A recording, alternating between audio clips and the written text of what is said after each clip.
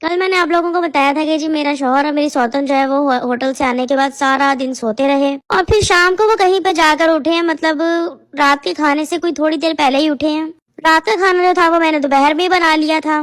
कभी भी पहले ऐसा नहीं हुआ कि मेरी जो सौतन है वो कभी हमारे लाउंज में आकर बैठ के किसी से बात करे या अपना कोई काम करे। वो हमेशा अपने कमरे में ही घुसी रहती है। लेकिन कल वो इतनी शोखियां मार रही थी बैठ के लाउंज के अंदर, पता नहीं किससे फोन पे बात कर रही थी, या शायद वो मुझे ही सुना रही थी कि भाई हमें बड़ा मजा आया, वहां पर इतना अच्छा खाना था, इतना अच्छा रूम था, सर्विस भी इतनी प्यारी थी, इतना हमें मजा आया, हम दोनों का दिल ही नहीं कर रहा था वहां से आने का।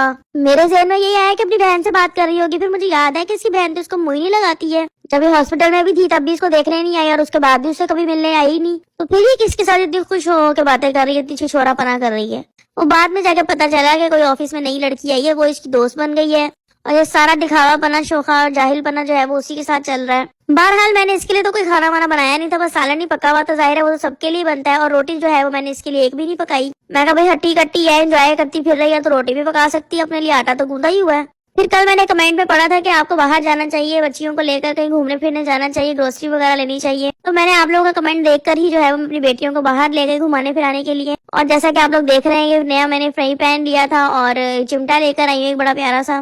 फिर जब मैं सारी शॉपिंग करके घर वापस आई तो मेरा शौहर मुझे कह रहा है कि तुमने उसके लिए रोटी नहीं पकाई थी। मैंने कहा वो क्या मेरी माँ लगती है जो मैं उसके लिए रोटियां पकाती फिरूं? कहता नहीं, मतलब उसके लिए तो रोटी तुम पका लेती ना, एटलीस्ट जब सबके लिए बनाई है तो उसके लिए भी बना लेती। मैंने कहा भाई उसकी रोटी पकाना मेरी कोई जिम्मेदारी नहीं है, तुम्हारे निकाह नामे के ऊपर लिखवाया नहीं था मैंने कि भाई उसकी भी रोटी पकानी पड़ेगी मुझे शादी के बाद।